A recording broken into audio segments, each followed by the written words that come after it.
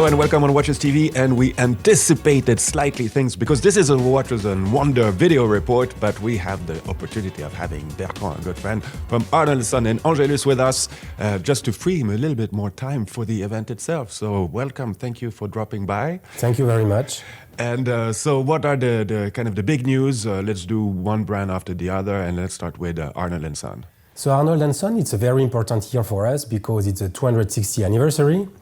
So to celebrate this anniversary, we are going to launch a new line named Longitude, which is linked with all the DNA of the brand, meaning that we took inspiration from our John Arnold history, and we are launching this Longitude line, which is going to be linked with the Navy and the sea.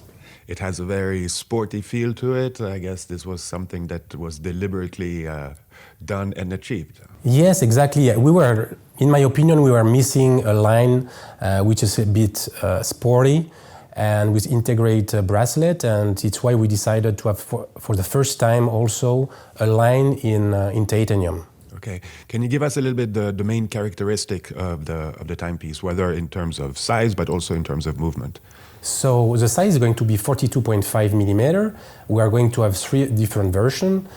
We are going to have a green version, a sun version, and a blue version, and in integrated bracelet, but also meaning that the watch is going to be delivered with 2 different, one rubber band and one bracelet. So it's going to be a completely new movement, 60 hours power reserve, automatic, and we are going to have the power reserve at 12 and a small second at 6 o'clock.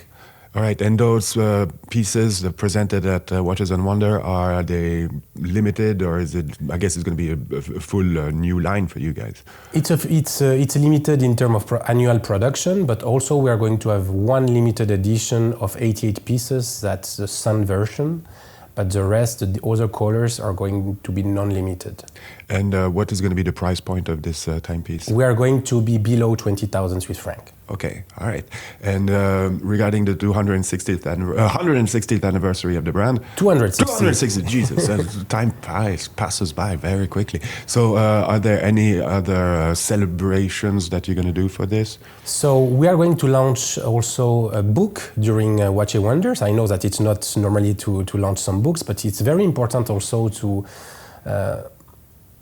for the watch industry and for the client to understand how important was John Arnold for the watch industry. Mm-hmm. People certainly do not realize how important he was. And during the year, of course, we are going to celebrate with different anniversary, and we are also preparing a surprise for Geneva Watch Days. All right, great. So let's move on and talk Angelus now. What are the timepieces that you are presenting? So Angelus also, this year we are going to present Chrono de Vitesse, which is going to be presented during Watch and Wonders. And with also which is going to be a monopusher, and with a special movement also, which is A5000, which has been created by 3 main watchmakers, and certainly people know who they are. And we are also going to present the new tourbillon, and see-through tourbillon is going to be named U42, which is going to be a titanium tourbillon. And the color of the tourbillon is going to be blue. Coming back on the Chrono de Vitesse, it has a bit of this obviously vintagey feel to it. Is that a direction that you're going to pursue a bit more with Angelus? So we will keep to have 2 lines in the collection, but I think that in the perception of the client, definitely people are more connected to the vintage line, which is, in my opinion, normal, considering the great history of the brand.